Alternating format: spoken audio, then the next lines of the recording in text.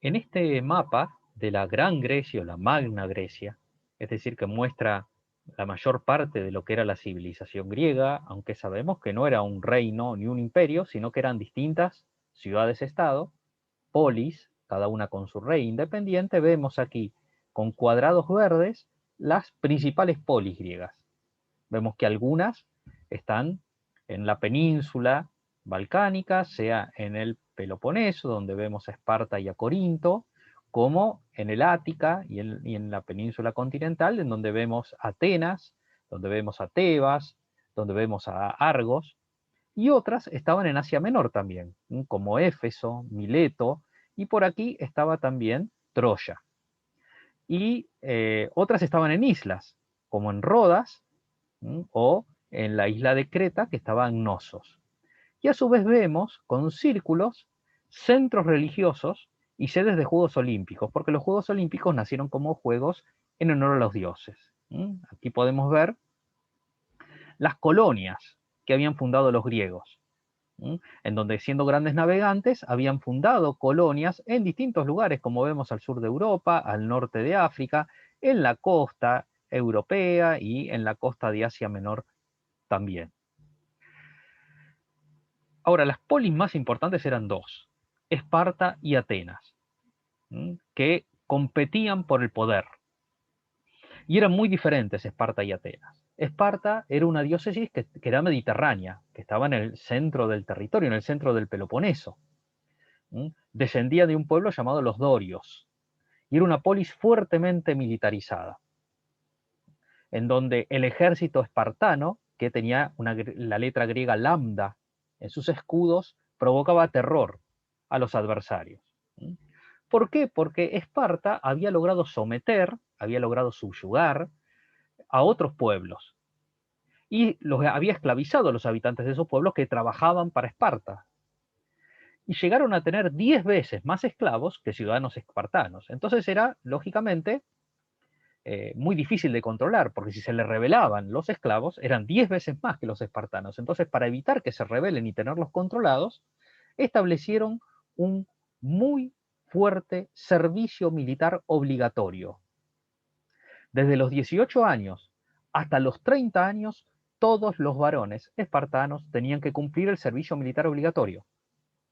Y después seguían integrando el ejército hasta los 60. Los ciudadanos espartanos, que eran la clase superior, llamado esparciata o homoioi, que quiere decir iguales, eran los que estaban obligados a cumplir el servicio militar, y los soldados que cumplían el servicio militar se los llamaba hoplitas. Había también en Esparta una clase social inferior, que no tenía los privilegios que tenía la clase esparciata, que hacían los trabajos para el sostenimiento y el mantenimiento de Esparta, como eran los periecos, que eran artesanos y comerciantes, y los silotas, que eran una especie de siervos, digamos que cumplían tareas de servidumbre. Como tenían que formar soldados muy fuertes, eso hizo que dispusieran de algunas prácticas muy crueles, que hoy consideraríamos muy insensibles. Por ejemplo, cuando nacía un bebé, si se veía que estaba enfermito, o que lloraba mucho, o que se lo veía muy débil, de modo tal de que no sería un buen soldado, muchas veces los mataban, los tiraban desde un acantilado para que mueran, porque consideraban que no iban a ser útiles para Esparta. En cambio, los que tenían buena salud, los criaban, pero con mucha dureza, porque la idea es hacerlo resistente. A los 7 años se lo encargaban a un instructor militar para que se ocupe de su educación. Y desde los 13 años a un adiestramiento muy severo, para que no le tengan temor al dolor.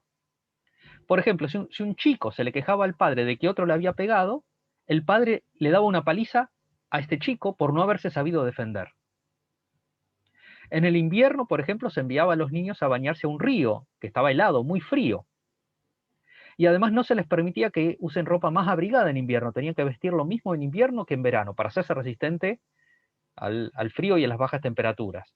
Y siempre durmiendo al aire libre, no podían dormir abrigados, digamos, en un cuarto. Y se les daba poco alimento para que ellos tuvieran que buscarse por su cuenta el alimento y aprender a valerse por sí mismos. Había muchos jóvenes que morían por esta dureza o que quedaban muy lesionados, pero los que tenían éxito pasaban a integrar la clase esparciata, esa clase social superior que había hecho, que hacía que los otros pueblos temieran tanto a los ejércitos espartanos. Diferente de Esparta era Atenas, una ciudad cerca del puerto, una ciudad comercial, una ciudad a la cual llegaban nuevas ideas y que era una ciudad de intercambio de productos y de ideas. En Esparta es donde se desarrollaron las escuelas de filosofía, las expresiones artísticas y donde durante un tiempo rigió la democracia directa. No estaba ubicada en el Peloponeso sino en el Ática. Durante un gobernante llamado Pericles en el siglo V a.C., tuvo un gran esplendor Atenas, con un gran desarrollo del arte, del pensamiento y de la democracia directa que se hizo todavía más popular con otro gobierno más democrático, con otro gobernante llamado Solón. Aquí vemos una foto de Atenas. Arriba, en la parte superior, estaba la Acrópolis, que es donde estaban los templos y los edificios de gobierno. Y en las laderas de las montañas, en la parte inferior, estaban los distintos edificios civiles donde vivían los habitantes de Atenas. Aquí vemos una muestra superior de las ruinas, de lo que quedó de la Atenas antigua. Pensemos que esto tiene más de 2500 años, todos estos restos. Como yo les dije, durante un tiempo, durante algunas décadas, Atenas estuvo gobernada bajo una forma de gobierno llamada la democracia directa. La democracia directa es diferente de nuestra democracia, porque en la democracia directa los ciudadanos atenienses votaban para tomar decisiones de gobierno. No solamente votaban para elegir al gobernante, sino que directamente votaban para expresar cómo querían que se tomen las decisiones. Votaban con tablitas que según cómo las ponían, decían si estaban de acuerdo o en desacuerdo. Por ejemplo, con resistir una invasión extranjera. Ahora, lo que tenemos que tomar en cuenta es que no todos votaban. Para votar debían ser ciudadanos atenienses, o sea que si había personas que no eran de Atenas no votaban, varones, solamente los varones votaban, y libres. Los siervos o los esclavos no votaban. Eran aproximadamente 20.000 personas, 20.000 ciudadanos atenienses que tomaban las decisiones en esta forma llamada democracia directa. Nuestra democracia se conoce como democracia indirecta porque las personas no tomamos las decisiones, elegimos a los que van a tomar las decisiones. Desde el punto de vista de la cultura, se caracteriza en los griegos, en las obras griegas, exaltar al héroe, lo heroico y lo aristocrático, o sea, lo que se distinguía por sus virtudes, por sus cualidades. Tenían un fuerte sentido de la virtud, de obrar de tal manera de tener cualidades nobles. Y además tenían una gran conciencia de que el hombre griego tenía grandeza, que era superior, que estas obras que ellos realizaban, la ciencia, la filosofía, las expresiones del arte, mostraba su propia superioridad y a los otros pueblos los llamaban bárbaros, porque decían que no se entendían bien cómo hablaban porque ni siquiera hablaban bien, hablaban con bar, como digamos si tuvieran algo en la boca. Y por eso apareció el nombre de bárbaro, para referirse a los pueblos que eran incultos, que eran inferiores, que no eran superiores como los griegos. Eso es lo que creían. Al hacer sus obras de arte, sus pinturas, sus esculturas, ponían el acento en la idea de belleza, lo bello como lo armónico, lo completo, lo perfecto, lo racional. Eso es lo que se llama el estilo clásico. La belleza como medida, como armonía, eso es bello. No es bello una cosa que es desproporcionada, desorganizada, pensaban. Bello es si es armónico, si todo está en el lugar donde debe estar, si tiene la medida que debe tener. Y tenían una idea muy fuerte de la perfección humana, del ser humano como un ser que está muy por encima de los animales, y que en toda su expresión, también en su expresión corporal, mostraba esa grandeza y esa superioridad. Aquí vemos algunos estilos que utilizaban para la arquitectura, estilos para hacer las columnas, el estilo dórico, el jónico y el corinto. Como vemos, grandísimos decorados en las distintas partes que tenían las construcciones. Eran politeístas los griegos, creían en muchos dioses y creían que los dioses venían a habitar con los hombres en los templos, y por eso les construían templos grandes y muy lindos, muy, muy hermosos. Por ejemplo, a su vez, creían los griegos de que los dioses conducían, dirigían el comportamiento de los hombres, y que los hombres podían conocer cuál era la voluntad de los dioses. Y para conocer cuál era la voluntad de los dioses, se podía consultar al oráculo. El oráculo era personas que tenían diálogo con los dioses, eso creían los griegos, y uno les podía preguntar qué es lo que los dioses querían o qué es lo que los dioses pensaban. El oráculo más famoso de Delfos, de Grecia, estaba en Delfos. Esta es una maqueta, un dibujo de cómo era el oráculo de Delfos, cómo era Delfos donde estaba el oráculo. Ahí hay, lo que resaltó ahí es un anfiteatro del cual están las ruinas, como podemos ver. Esto es lo que persiste hoy de esta edificación de 2500 años de los antiguos griegos, en el centro de la península. Decoraban sus vasijas con pinturas que mostraban distintos acontecimientos de la vida y que mostraban también trozos de grandes obras griegas. Aquí vemos de nuevo Atenas, una vista aérea sobre Atenas, y podemos recorrer algunos de sus edificios. Aquí vemos a personas en procesión al templo, seguramente para alguna fiesta, para rendir honor a alguno de los dioses. Salas de descanso con pinturas, vasijas decoradas con distintas imágenes de acontecimientos. El Partenón, el edificio más famoso de la Acrópolis de Atenas. El Partenón, un templo dedicado a la diosa Palas Atenea. Ahora vamos a ver, también con hermosas decoraciones y esculturas pegadas en sus muros. Esto es lo que quedó, digamos, de cómo se estima que habría sido el original. Con grandes desarrollos arquitectónicos para el encastre de los techos y las columnas. Desgraciadamente al Partenón, el techo se derrumbó, entre otras cosas, porque cuando entró en guerra Grecia con Turquía, mucho tiempo después, digamos en la edad contemporánea, hubo combates, digamos, y hubo bombardeos y se cayó el techo del Partenón, que no se conserva. Por eso se conservan solo las paredes y las columnas. A la izquierda es como hoy existe lo que se ve actualmente, y a la derecha es como era en el pasado con la pintura se decoloró con el tiempo. Como vemos, una civilización impresionante en cuanto a sus desarrollos.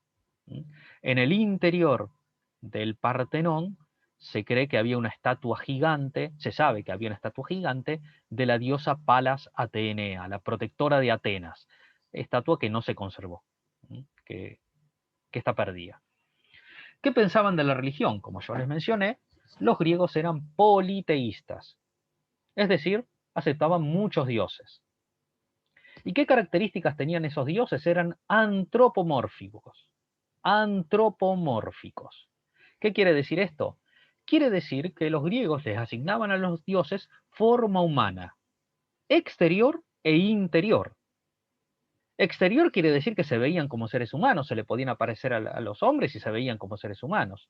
Interior quiere decir que sentían como los seres humanos. Tenían pasiones, tenían vicios, tenían virtudes. Algunos eran más generosos, otros eran egoístas, algunos eran envidiosos, otros eran solidarios, otros eran competitivos, otros tenían miedos, tenían odios y amores. Y la gran diferencia con los seres humanos era que eran inmortales. Los dioses no morían, a diferencia de los seres humanos. Y por supuesto tenían poderes. Y creían los griegos que con esos poderes los dioses jugaban con los hombres como si fueran marionetas, como si fueran títeres. Porque en última instancia lo que a los hombres les iba a pasar, lo que a los seres humanos les iba a ocurrir, dependía del destino, que era la voluntad de los dioses. Y por más que los seres humanos creyeran que estaban tomando decisiones o haciendo una cosa o la otra, en realidad los que estaban decidiendo eran los dioses, siendo que los seres humanos eran solamente como estatuitas, como piezas en un juego de mesa, en donde los dioses los iban moviendo y los iban haciendo intervenir en una cosa u otra según su voluntad. Por eso pensaban los griegos que era tan importante conocer el destino, conocer el deseo de los dioses, para uno saber qué es lo que le iba a tocar en la vida, que no dependía de lo que uno eligiera, sino de lo que los dioses definían. Entre los dioses había uno que era superior, que era Zeus, que era el gobernante del Olimpo, donde los dioses vivían. Y después habrían distintos dioses como Poseidón, el dios del mar, como Afrodita, la diosa del amor, Hades, el dios del inframundo, como Atenea, la diosa de la guerra y también de la sabiduría, aunque gradualmente Grecia, los griegos, fueron acercándose hacia un monoteísmo, hacia reconocer que había un dios, pero eso llevó mucho tiempo y fue más bien tardío. La mayor parte del tiempo del esplendor de Grecia fueron politeístas.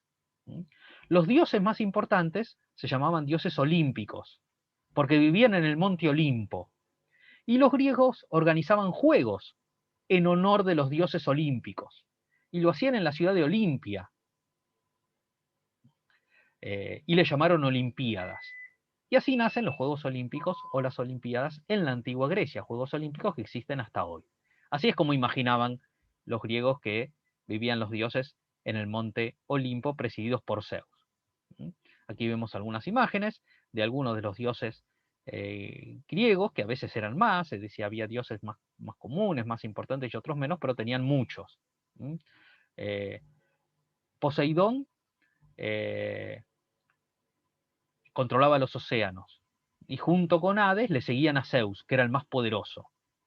Hades se ocupaba de las almas del inframundo, Atenea la diosa de la sabiduría, de la educación y de la guerra, Ares el dios de la guerra y de los héroes, Artemisa la diosa de la caza, Hefesto dios del fuego, por ejemplo, Apolo el dios de la música, del arte, de la medicina y de la razón, Hermes el dios de los viajeros, por eso hay algunos símbolos de transporte que tienen a Hermes, Afrodita la diosa del amor, Hera era la esposa de Zeus y era la diosa del matrimonio, Hestia la diosa del hogar y la familia, Deméter la diosa de la tierra, de la comida, Dionisio, que era el dios más joven, era el dios del vino y el dios de la sexualidad.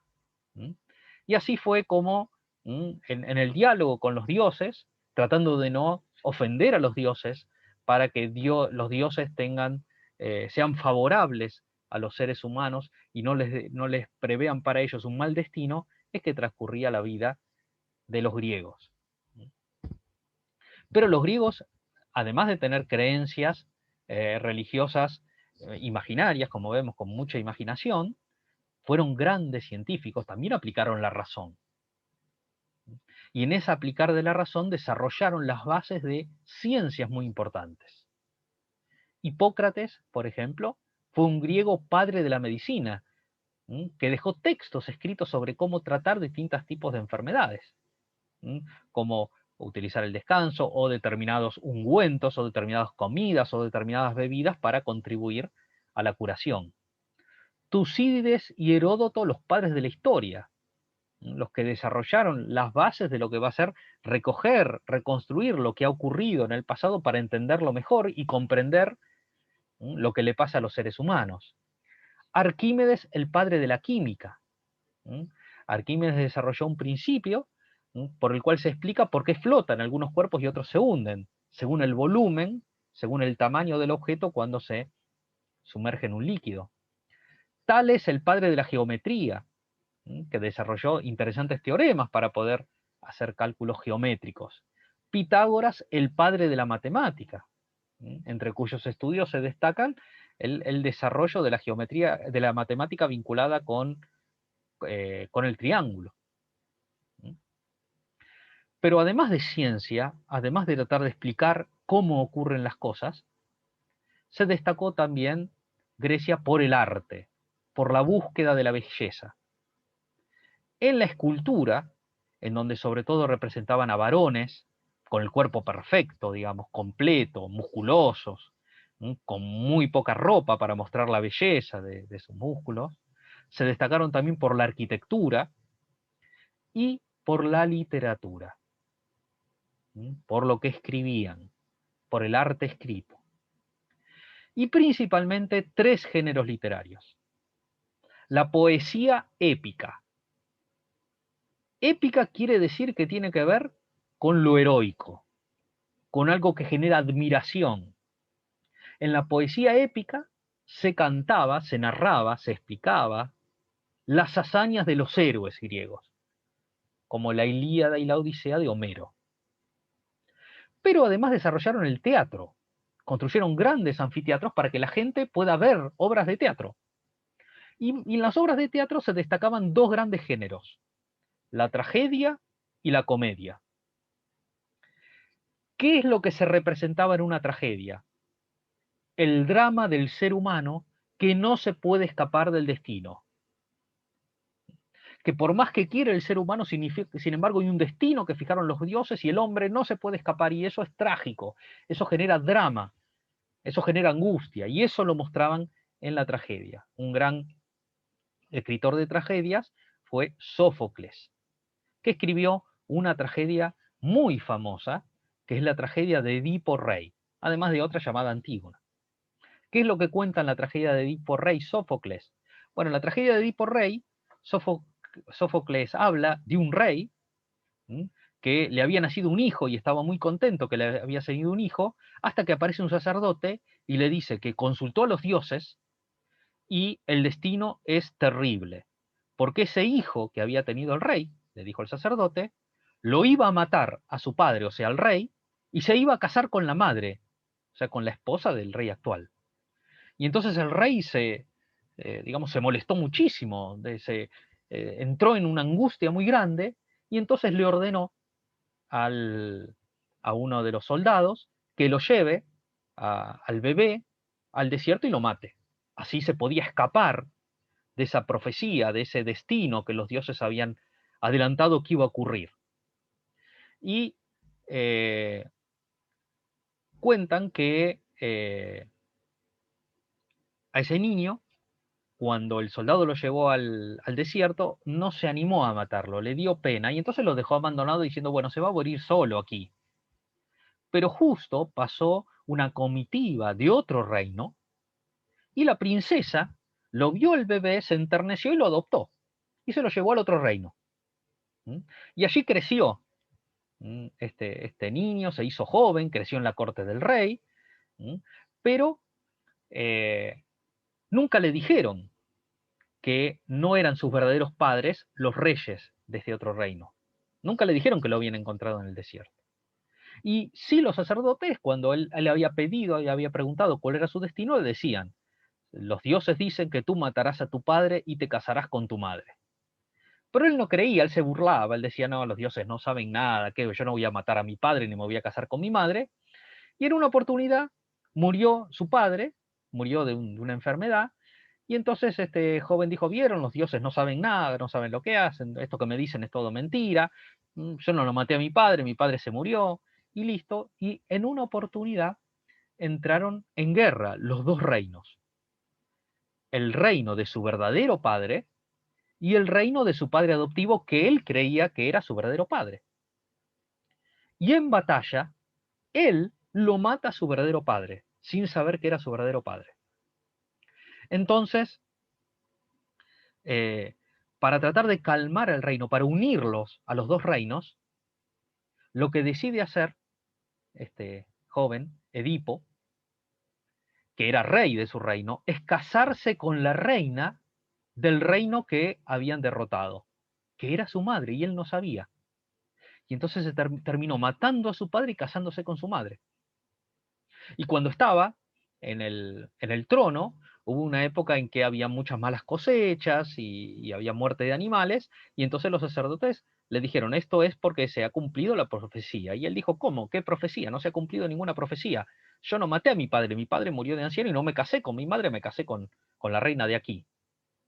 Y entonces un sacerdote le explicó, mandaron a llamar al soldado que lo había entregado cuando era bebé. El soldado confesó que no lo había matado, que había, digamos que lo había abandonado en el desierto, y ahí Edipo tomó conciencia que se había cumplido el destino de los dioses, que él se había casado con su madre después de haber matado a su padre, y termina la tragedia diciendo que él se desesperó, se arrancó los ojos con las manos y se dedicó a ser mendigo, a pedir limosna, porque no podía aguantar lo que había hecho, queriendo escaparse del destino. Esta es la idea que transmiten las tragedias, que hay un destino, que los hombres tienen que cumplir. Pero también tenían otro género literario teatral, que era la comedia. En la comedia, lo que hacían era reírse de las cosas de la vida, de los problemas de la vida, los griegos. Y entonces alternaban tragedia y comedia en esta expresión de la cultura griega.